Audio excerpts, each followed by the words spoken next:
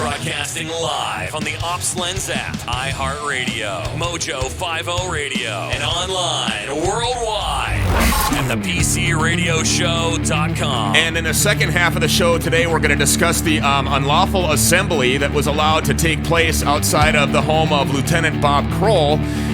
Kroll, a 31-and-a-half-year veteran of the Minneapolis Police Department, a veteran of the U.S. military. He was in the U.S. Army and the president of the Minneapolis Police Officers Federation. At that location over the weekend was John Thompson, who is a DFL candidate for the Minnesota House of Representatives. He just won a primary for Minnesota House District 67A, which represents approximately half of the east side of St. Paul.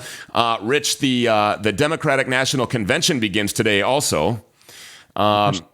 Should be interesting to watch. Really? It runs through Thursday, at which point Biden will officially accept his nomination as the Democratic candidate to oppose Donald Trump in the general election on November 3rd. And that will determine the next president of the United States. As everybody's painfully aware, he selected Kamala Harris as his vice presidential nominee. And he told us that right when he got into the race, that if he were the nominee for the Democrats, he would select a black woman as his running mate. Didn't tell us that he would select the most qualified person, Rich. Just told us he was going to select a woman and that she was going to be black. Isn't that like the very definition of racism? That's certainly what he did. Yeah. It was quite the interesting little unfolding of scenarios there. She's running on this this platform of unity and how she's a black woman, identifying as an African American. She's not African American. She's Indian and she's Jamaican. So the shameless lies that just continue. I mean, Warren is an Indian as well, right? And that's. I mean, you've taken your ancestry test, Rich. You're a Jew. We know this. Yes. Love the shirt, by the way, today. That is the ultimate representation of Lieutenant Bob Kroll. We'll get into that later, and we'll talk a little bit about that. But it's funny to me that the progressive party of hate and division, hypocrisy and racism, the one that preaches about being the party of tolerance and love and unity, that blames old white men for literally everything, has selected an old white man to be the face of their message in 2020. And it could have been worse. I suppose it could have been an older and whiter man. Bernie Sanders came damn near to being the nominee, but miserably failed and crashed and burned like the Lolita Express did on its departure or arrival into Epstein Lovers Cove Island. So I'm sure that Bernie Sanders is going to have plenty of talking time at the convention, and him along with the progressives that have hijacked that party, like AOC, Alexandria Ocasio-Cortez. They have fallen off of the face of the planet when talking about realism and facts. Why do they continue to push this agenda of hate and racism and division in our country, Rich? Well, I think that it fits the narrative. It fits the narrative of the people that they claim to care about.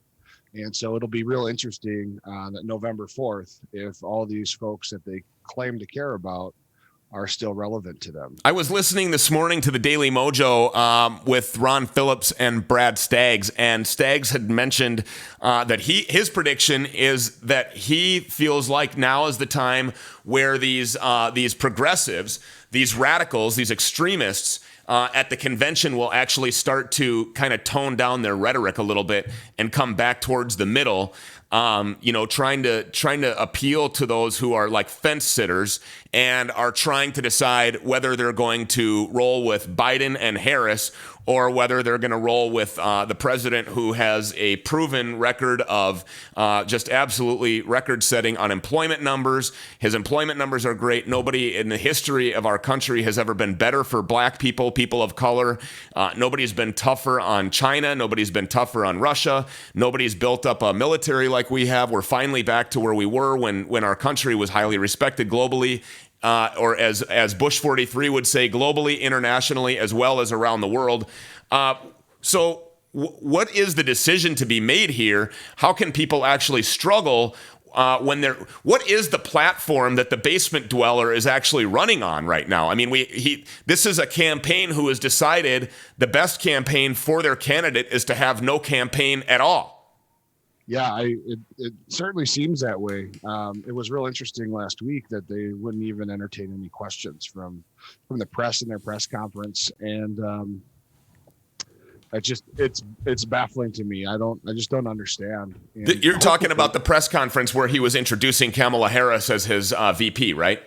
yeah, and I believe that there was one question asked, and then their handlers, if you will, closed down shop. Oh, that's exactly what it is. And everybody know there was a poll that I talked about on the show last week where it was 59% of likely voters say that they don't feel that Biden will actually finish his first term in office should the tragic event happen where he's elected the president.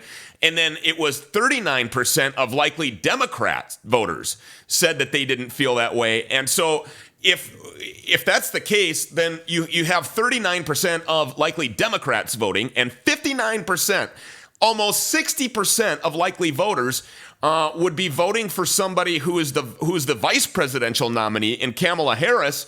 So this is a planned and staged event. What this is. To keep him locked up, keep him in the basement. It's my prediction that it'll be only a couple of months before Mrs. Biden would be on national television crying, going through the Kleenex, talking about the president's diagnosis of dementia and that he's unfulfilled, or that the pervert cannot fulfill the duties of the office of the presidency. And then here we go with Kamala Harris. And then what would that be then? You know the political spectrum better than I do. Would that be Vice President Nancy Pelosi then? Well, let's really hope that she doesn't get reelected. But whoever the Speaker of the House is, of course, would then be the Vice President. Right. Nancy Pelosi undoubtedly will have some time at the Democratic National Convention, as we mentioned, AOC, and then probably, Bernie Sanders, other members of the squad, if you will. One of them being here, Ilhan Omar in Minneapolis, a total travesty to Minneapolis. We're going to talk about that upcoming as well. Trump is going to be in Minnesota today. He's visiting Mankato, and then will later be in Oshkosh, Wisconsin for a rally. We're going to have Minnesota Representative Jeremy Munson joining us in just a minute here, and we're going to have to remember to ask him, Rich, if he's going to have the opportunity to visit with the president, as Munson represents that southern part of the state. I was out on the water yesterday. We were boating. We were tuning. We were on the pontoon, something I like to do. I get the opportunity about once every month to enjoy just a couple of hours of time to drink a couple of beers, maybe smoke a cigar, do all the stuff that's bad for you, and soak up some vitamin D. What'd you do yesterday? I put about 150 miles on my motorcycle. There you go. More vitamin D. It's therapy. Two-wheel therapy. There you go. So I was on the beach with some friends that you know. I won't name them. And the discussion, of course, about the coronavirus was a topic for at least a half hour. Everybody has a different viewpoint on this thing, and the virus has become highly politicized. It's even a political statement to wear a mask these days. In our state, the governor continues to extend his unilateral authority and emergency powers. I read this morning that Walz has now lifted his ban on hydroxychloroquine. Let's bring Jeremy in. I think he's on the phone now. Intern boy, is he there? Is he ready to go? Jeremy Munson is from the Minnesota House of Representatives. He's a member of the Republican Party in the Minnesota House and represents District 23B from southern Minnesota. We did have some difficulties before. Representative Munson, are you there? Can you hear me? Yes, I'm on the line, and thanks for having me on. Perfect. Hey, thanks a lot for having us, or for being here.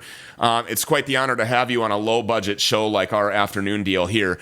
Governor Walz recently lifted his ban. I read this morning, I think it was on your Facebook page, actually. You were a part of breaking that news, on using hydroxychloroquine as a treatment for COVID-diagnosed patients here in Minnesota. There's substantial evidence to support the medicine and its treatment of those who've been diagnosed with the coronavirus. So why the ban in the first place, Representative Munson? Can you speculate, opine on that for us? Well, yeah, certainly. I mean, I think that obviously there's been several studies that show that it is effective. There's also some studies that showing that it may not be effective, especially in the in treatment during the late stages of COVID. But my opinion really is that doctors should be allowed to be doctors, and patients should be allowed to learn about the risks and make that decision. So it should be a relationship between the doctor and the patient. And when the government gets involved saying, no, you can't use this, especially when it becomes politicized after President Trump had said that, he supports using it. I think that's really the reason why we had the ban. In addition, that these drugs are also used to treat other illnesses, and there was a fear that there would be a run on these drugs and there'd be a shortage. So, but it's a very inexpensive drug. I think there's multiple manufacturers of it. So I support Governor Walz lifting the ban. I know that there's also some pharmacies that have said that they won't fill prescriptions unless they're for, on-label use. But that's another fight, I guess. Okay, so on-label use would mean for what hydroxychloroquine was originally designed to combat, correct? Right. Okay.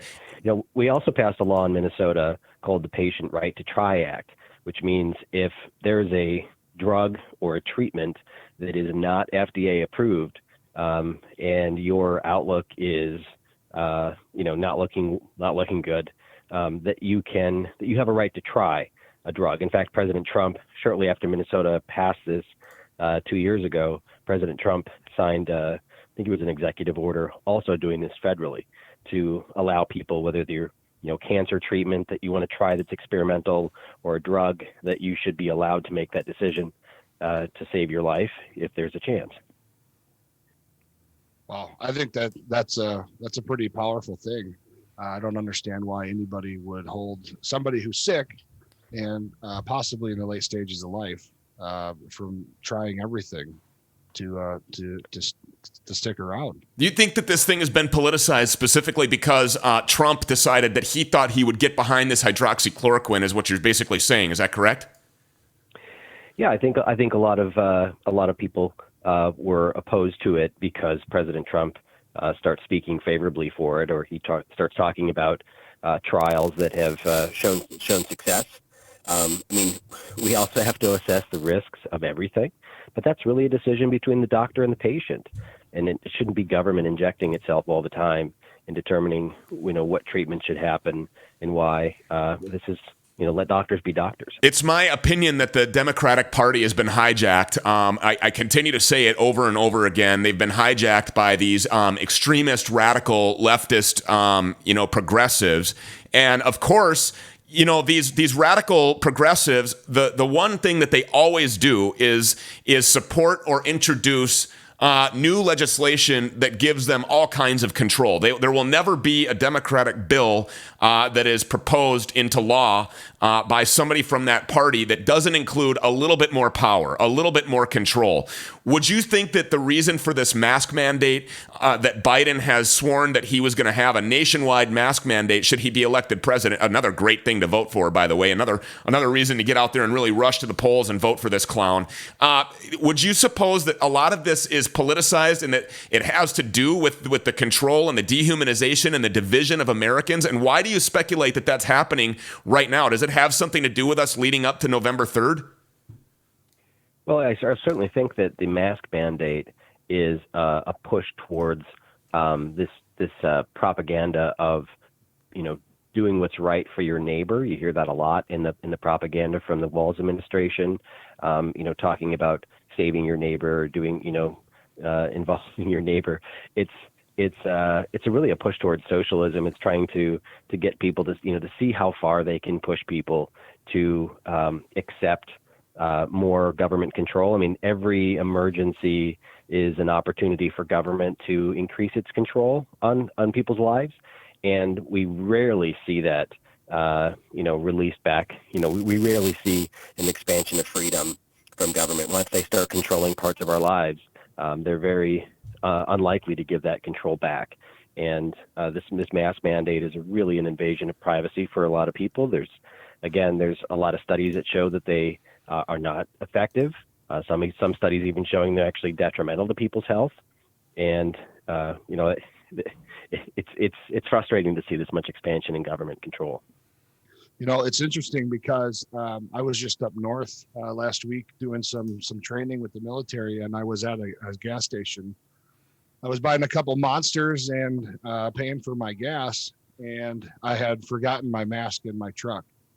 And when I went in to pay for my things, I had got to the register. I waited in line behind one other person, got to the register, stuck my card in the little card reader.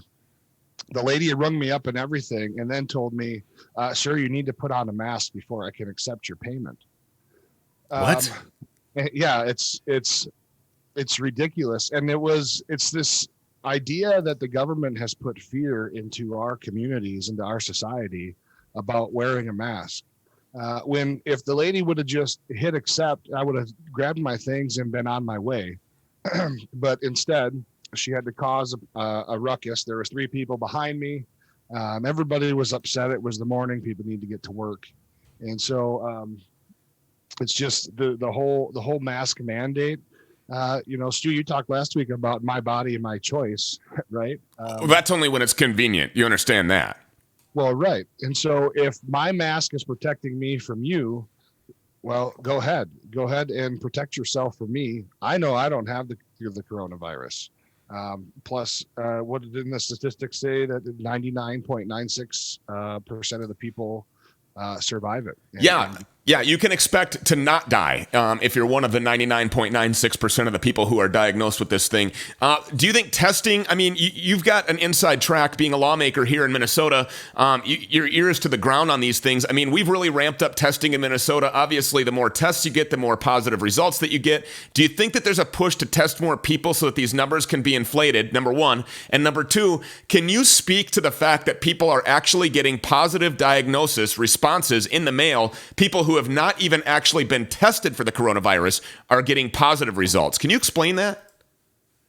Well, to your second point, I mean, I can't confirm that. I certainly hear the speculation or see the posts on Facebook or social media talking about people getting positive results without being tested. So I can't speak to that being truth or not. But, to the first point, I think they are ramping up testing. We are going to see more cases.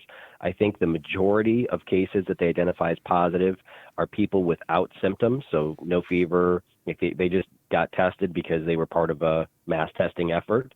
I think that's, it inflates our cases, certainly.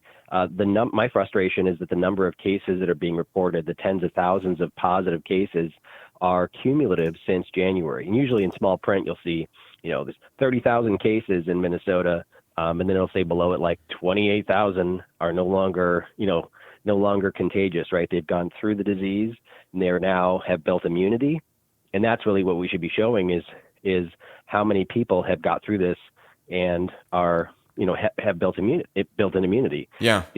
All the experts at the beginning of this claimed that somewhere between 60 and 80 million Americans are going to get this disease. All the efforts we're doing, masks and social distancing and all these programs and shutting down the economy, was to slow the spread. No one ever talked about stopping the virus. You can't stop it from spreading. Even in nursing homes where they have the most severe lockdown and isolation, people are still getting infected, whether it's through the air conditioning systems or what have you. They're slowing the spread, but they're not stopping the spread. On the phone with us right now is Representative Jeremy Munson. He's a Republican in the Minnesota House of Representatives, District 23B. He represents the southern part of Minnesota. And the talk about the coronavirus could go on and on. Obviously, we have just a lot of things to cover here as we're at the epicenter of violence in Minnesota as well, specifically Minneapolis. There's no secret about the destruction that's taking place by criminal thugs downtown. We saw pictures just this morning coming out of the 5th precinct from last evening. It's disgusting. There's a mass exodus of Minneapolis officers. The mayor of that city has told us that these officers will not be replaced amid a movement to defund or disband the police. Can you weigh in on this at all? I mean, you're a candidate of law and order. I've done a little bit of research on you, and it seems that you would be opposed to this kind of defund or disband. To that, you say what? Well, I mean, it's absolutely ridiculous. We need to restore the rule of law. 2 weeks ago, a friend of mine who lives near downtown Minneapolis took a stray bullet to the head. It actually grazed his it went underneath his scalp and grazed his skull. He was shot by, basically a stray bullet from people just running around shooting. There is just rampant violence in Minneapolis, and with all the businesses shut, downtown Minneapolis, and all the restaurants suffering because there's no workers downtown, people are going to be moving away from Minneapolis.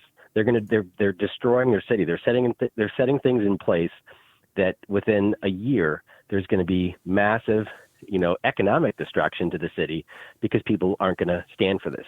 The idea that you can defund the police, or remove the police in some way or not enforce law is absolutely ludicrous. I mean, it's absolutely the wrong thing to do. And the people of Minneapolis who have been silent until now about this need to really stand up and make bold statements about how they need the police to enforce the law in Minneapolis. Well, you bring up a good point, Representative Munson. I think that I think we heard President Trump not long ago talk about how things are really going to take a turn when the silent majority is not so silent. And I think he's right. People are going to, at some point, just have enough, like your friend who unfortunately got grazed by a bullet. I think if that was me, there would be a whole lot more destruction and things going on. That's just unbelievable.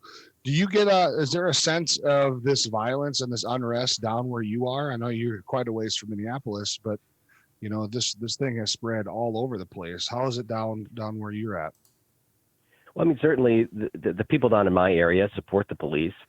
We have, in my district, I don't have a town over 5,000 people, so I have a lot of really small police departments who see all these new regulations being pushed for the Minneapolis Police Department as burdensome regulations to comply with in rural, small town America here that we just don't have a problem with that they have in Minneapolis. But where the residents of my district have an issue with what's going on in Minneapolis is because they've dumped billions of dollars of taxpayer money into these entertainment venues, the stadiums and such. And that's an attraction, to support, rural Minnesota to go up there and visit and see sporting events and entertainment events. And people are now afraid to go and jump on the light rail, right? The light rail was dangerous last year. Now it's even more dangerous. They don't want to go downtown Minneapolis to go to a game or go to a sporting a music event when things are open again. That's going to be a detriment. And now people are feeling like they're really ripped off because there's stuff that was built for them and they're not going to be able to go because of the crime. And let's make this clear. I mean, the media is nowhere. They're absent in all of this. I mean, I wouldn't have known about your friend getting shot in the head had I not seen your post and then was directed to go see CCO. But these are like blurbs, and there were live rounds being shot at police officers down there.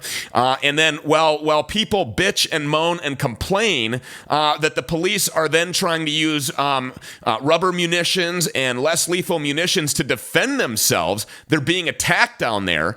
There's screams for help as they're taking mortar fire and actual live rounds while command staff cowardly sits in the comfort of some command vehicle and denies the officers the opportunity to defend themselves. It's sick, it's disgusting, it's cowardly.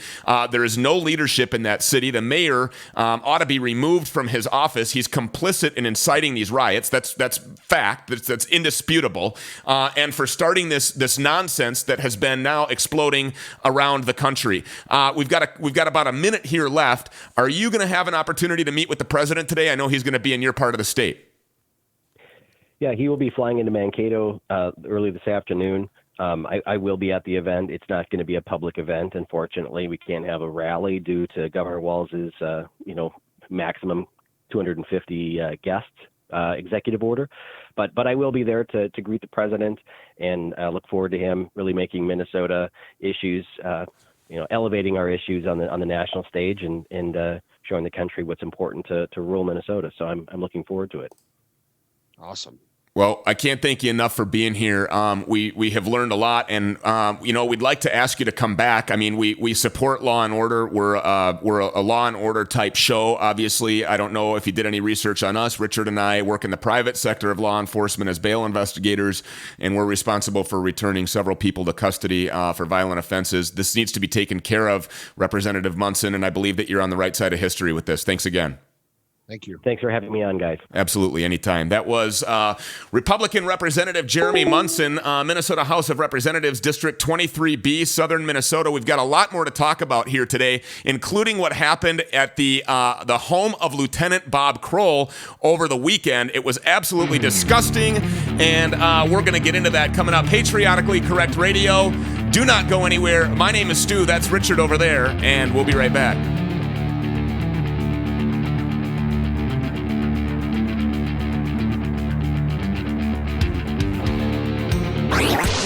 We will force votes. We will not stop. Any Republican senator is part of the cover-up. What the f? Impeachment. This is madness. The PC Radio Show with Stu and Rich. Back in a minute.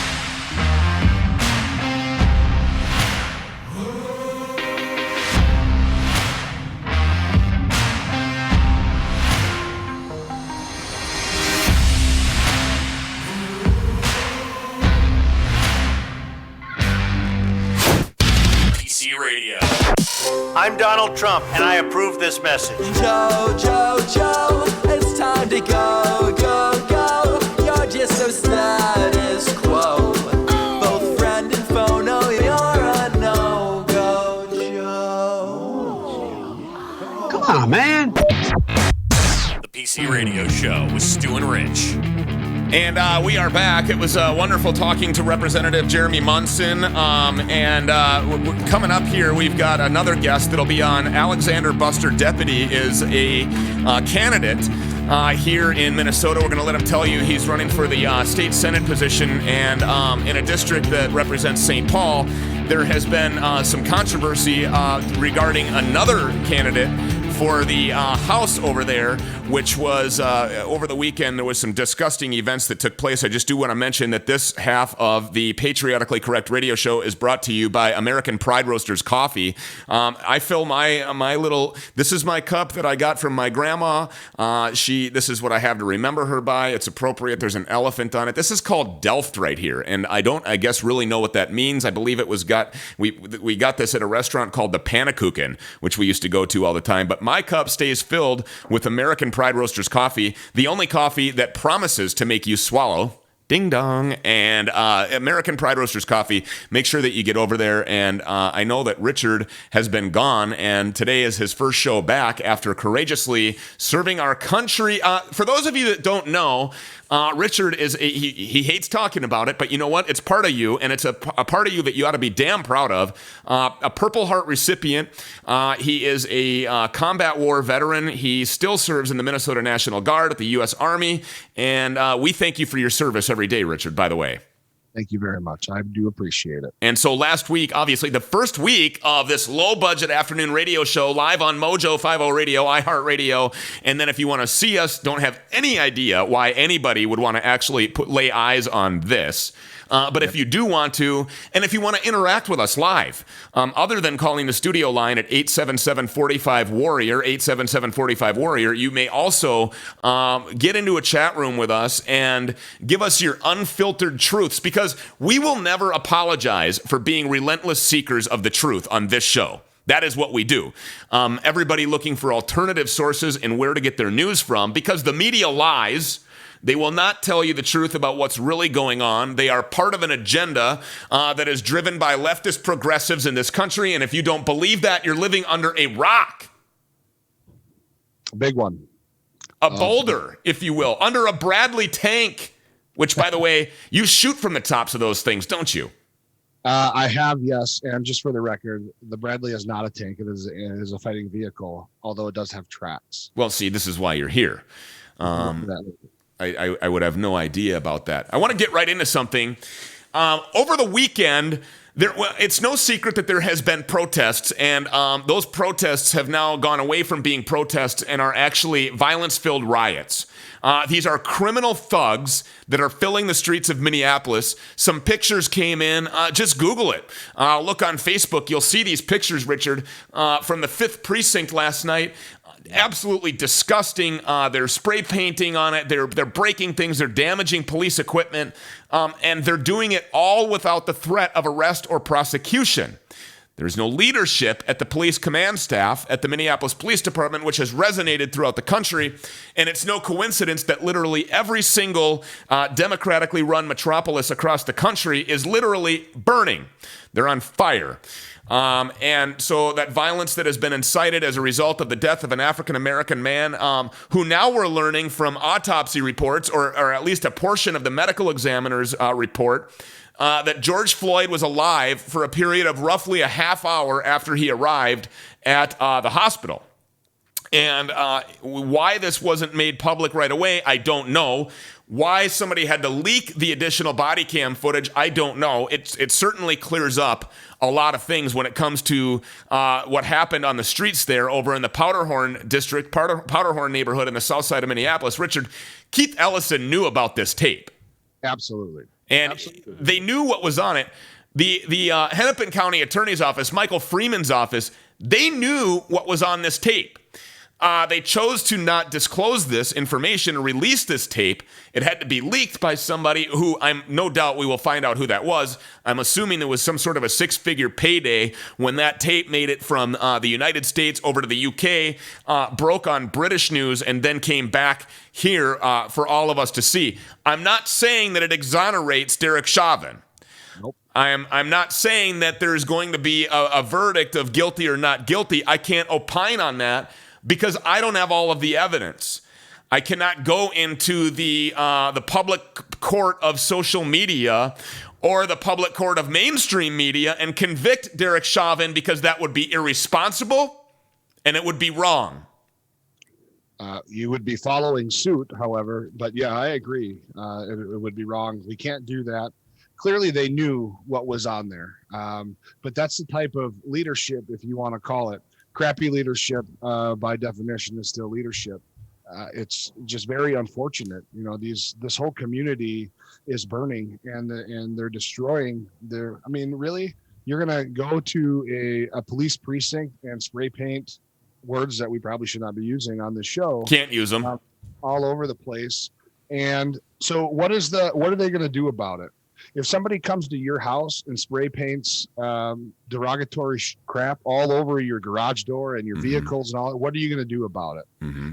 These folks know that they're going to get away with this stuff. There's going to be no consequences. Well, you're supposed to be able to call the police. At no fault of their own, however, the police have become largely useless, not only in Minnesota, Minneapolis, but around the country. If you look at what's happening in Portland, it's a total travesty. It's a joke. Seattle, their top cop there, she's on her way out. She said, I can't do this anymore. You're asking us to police out here without giving us the authority to do so, and it's a revolving door of criminal activity. Then you have Hollywood celebrities. I mean, I believe I read Justin Timberlake is using his own funds to facilitate the release of these people who are arrested for violence against police. The Hollywood people are perpetuating this false narrative, which is then trickling down into these millennials who are then out there carrying out these acts of violence against police and against our community members. No secret that over the weekend there was a protest that was organized to take place up at the home, outside of the home of Minneapolis Lieutenant Bob Kroll. Bob Kroll is a 31-and-a-half-year veteran of the police department, also a veteran of our U.S. Armed Forces. He was in the U.S. Army Reserves for 23 years of distinguished service. He is also the president of the Minneapolis Police Officers Federation. And over the weekend, we saw on Unicorn Riot all over Facebook feeds, all over Twitter feeds, all over what is that real crappy hip hop deal that you watch all the time? What is that? World Star? World Star, yeah. Okay, so all over World Star, they're up there. Your favorite channel broadcasting, Richard, from this event that took place in Hugo, Minnesota. At this event was John Thompson. John Thompson is a candidate for the for the Minnesota House of Representatives in a district that would represent approximately half of the east side of St. Paul. We want to let you listen to John Thompson here. So with that, I'm going to call up our next speaker. He doesn't know that he's speaking, but recently, like Marquis said, he won his primary election. He's been out on the front lines for many years. Let's give it up for John Thompson.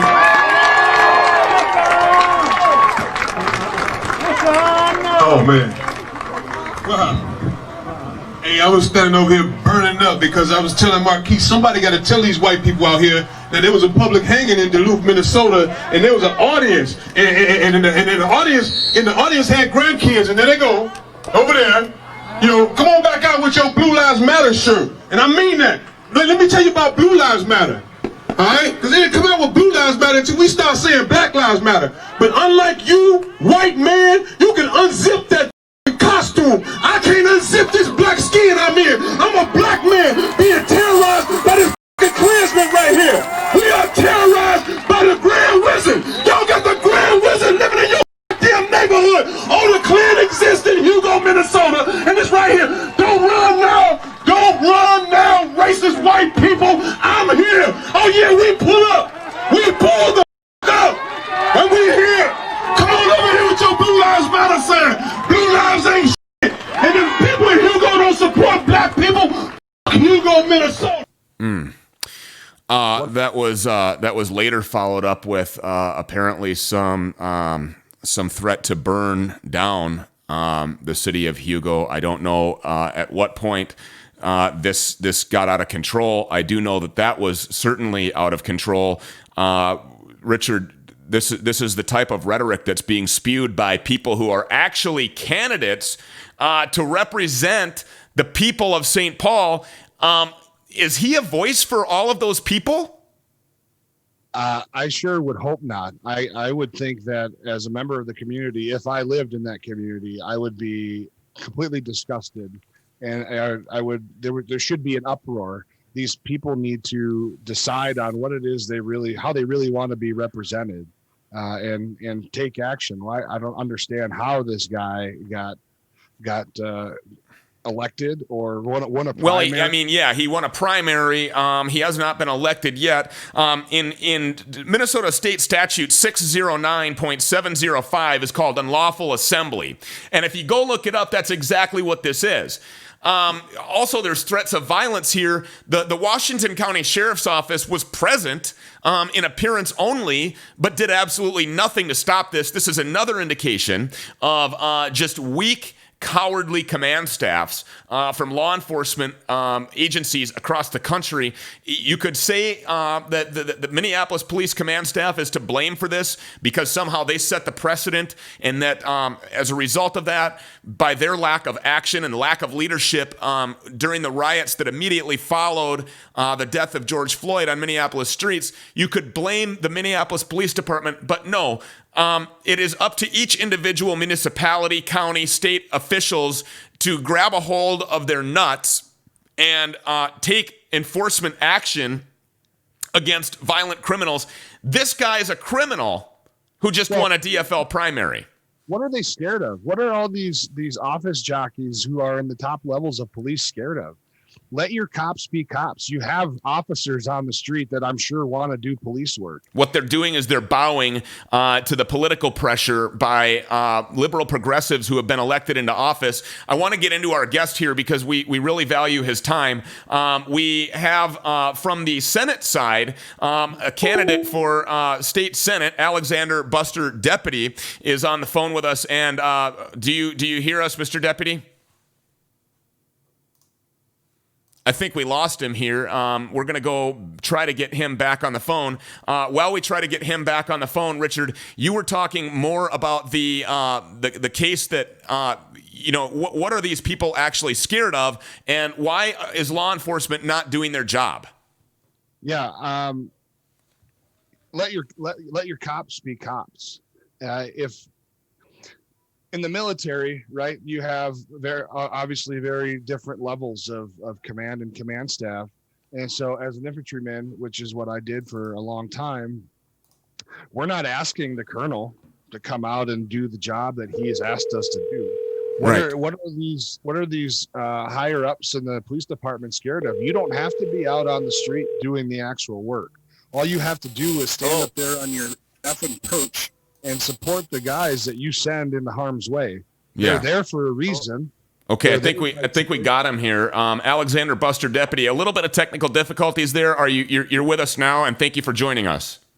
Yes, I am, sir. How are you doing? I'm doing well. Let's get right into it. You saw, you heard, you watched what happened with a DFL candidate who won a primary this last week. He's running for the House of Representatives, John Thompson. Does he speak for all of the citizens of that district? I would say no. And this is the exact reason why I am running, because I know that our country has enemies from without, but also we have enemies from within, and now majority of these enemies are running our cities, our towns, so because of that, recognizing that years and years ago, I got into politics. And now, after years and years of complaining, I chose to do something about it. That is why I am running versus just sitting on the sideline and complaining. So John Thompson does not represent me. That's very, very good. Mr. Deputy, in your campaign kickoff speech, I watched it last night online. It was very good, by the way. You talked about this notion that when you came to our country in 1993 from Liberia and did all the work you needed to do to become a U.S. citizen, and now running for office, you had talked about how there was this idea that the color of your skin will dictate how successful you can be. And so with all that said, and thinking about all the things that are happening in our communities, they're in uprage, and there's all this talk about white privilege and racism. How much of that do you believe is actually prevalent in the community that it is you hope to support and serve? Here's the thing, and I do not believe that our system is systemically racist, okay? Are there racist people? Yes, both black and white, because racism does not see color, meaning that anybody can act as a racist. So growing up, when I stopped listening to all of those voices and stuff that was telling me that, when I chose to apply the American principles, my life was able to take off. So I do not believe that our system is systemically racist. No, that is not true. That is a talking point that the other side, mainly the Democrat, uses as a way to divide us as Americans and also people group. I think you hit the nail right on the head there. There's absolutely no question that there's a false narrative of this systemic racism that is being delivered by leftist progressives who have hijacked the Democratic Party. Certainly, I know that there are good Democrats out there. I've got friends that are Democrats. I have, excuse me, intern boys pushing wrong buttons here. I have family members that are Democrats, and these people are not being properly represented represented by those who are in office. And like you said, that we have enemies from without and enemies from within, and that the enemies are now actually winning elected seats to represent citizens who, I'll just give you an example. I mean, let's just talk about the Minneapolis situation, and then we can move on to you. But in the Minneapolis situation, you have a group of individuals that are on the city council who have voted to defund the police. This is terribly against popular opinion. The citizens of Minneapolis want their police department. And so when you have elected officials who are able to unilaterally make these decisions, we lose our democracy, we lose our input, we start to gain the feeling of helplessness and hopelessness. How does your candidacy and how can your victory for Minnesota State Senate help us to try to get back on track where we know that as your constituents that we will have an active input in what's going on in our community and in our state? Here's the thing, Stu, and we need to understand within our country, we need to go back to the rule of law, which is our country is a republic, a constitutional republic, and that there are laws and that the people should follow the laws. But because of years and years of indoctrination that have moved us away from that, majority of our people are still thinking that we are a socialist country. So for me was that I decided to read the Constitution myself. I studied it, and now I am teaching it to others like me, so I am pushing that historical tradition back. Right. Okay. So I am doing that, but also that I believe it. I honestly believe it. Okay. That our country is a republic and that we have inalienable rights given by God, and that government is supposed to protect those rights. Government does not give us rights, okay? We already have these constitutionally God-given rights. Government is there to protect that.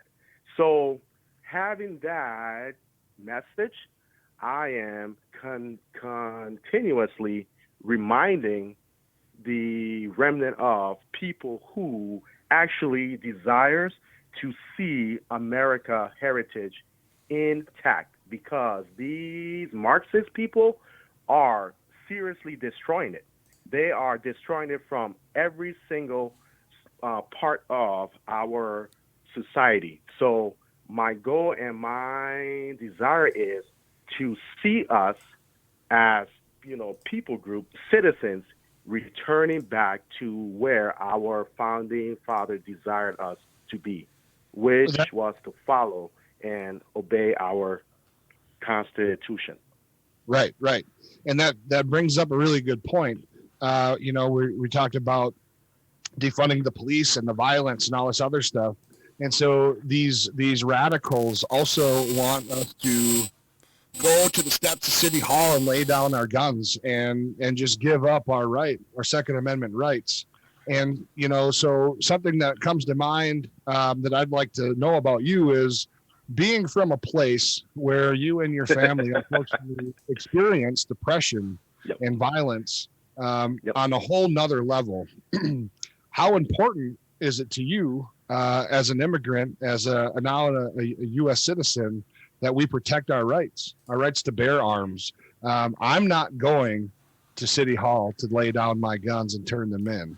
I really hope they don't come to my house to try to get them. But for those of us who are law-abiding members of the community, how important is that we keep that, especially if we're not going to have any police around? Yep. Well, this is very important to me. So that's why I use my story as a way to motivate others, but also as a warning to others, because my country of Liberia, I was probably about 3 or 4 years old. So, but I still have memories of us hiding out in our house because everybody else that had guns were outside just ravaging the place and literally terrorizing people without guns. And those memories drive me here to never allow that to happen. Yeah, it's a scary situation when the government is responsible for, for example, they say, just lay down your guns and we'll protect you. That's really hard to believe from a government who can't get their stuff together or get their stuff in order when it comes to whether or not masks work. We're fighting over whether or not we can use hydroxychloroquine in order to treat patients, and we're politicizing that medicine because the president pushed it. The president likes it. He has doctors that are on his side who say that this stuff is working, and so all of a sudden, no, we can't use that. I'm surprised that hydroxychloroquine hasn't been labeled a racist drug because it was pushed by the president. I think, recently the president also started wearing a mask. And he said that he thought it was the patriotic thing to do to wear a mask to protect other people. I think it's going to make people's heads spin when all of a sudden liberal progressives say masks are bad because the president is so calculated in his approach to this. Pretty soon masks will be racist. And what do you say about this continued perpetuation, I guess, if you will, of this false narrative? What is the actual agenda from the other side of your aisle to continue to push this? Is it really truly because division and hate and the lack of unity is what they need right now in order to try to cheat in the upcoming elections because they just can't beat in the upcoming elections based on their own merits and their own fundamental beliefs? Absolutely. Because when this virus first came, I was warning people.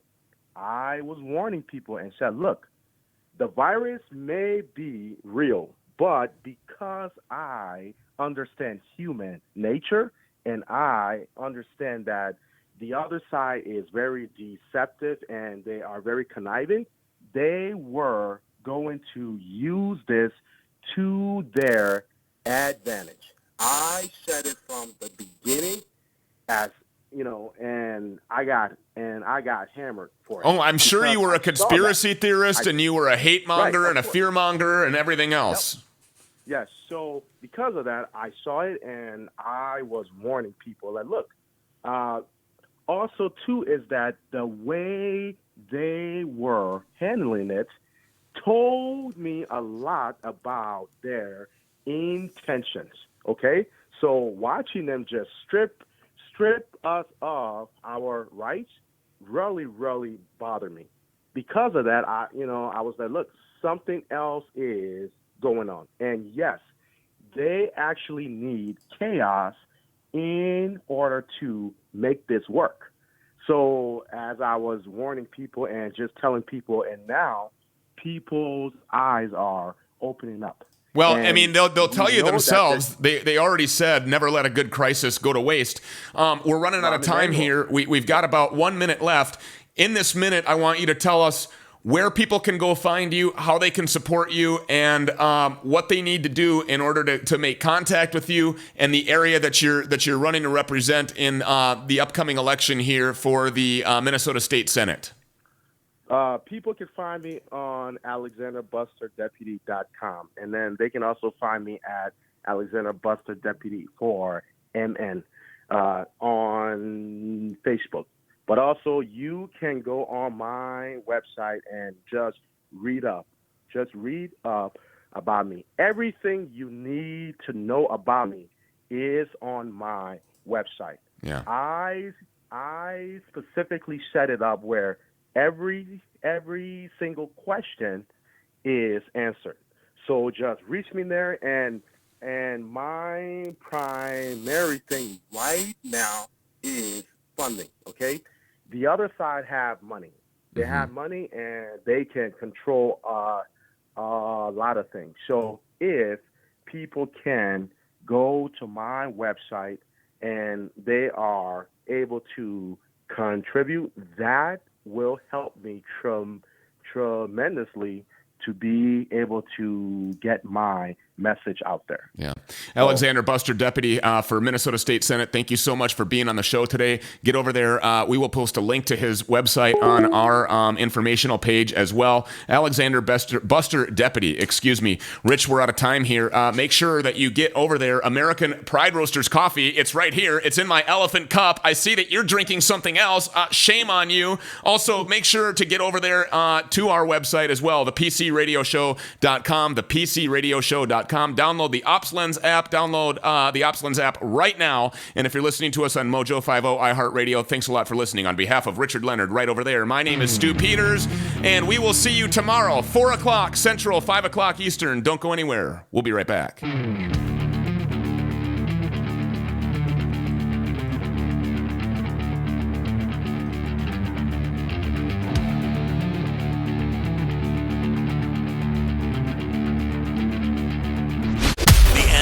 Progressive politicians and politically correct assholes. PC Radio. Worldwide at thepcradioshow.com.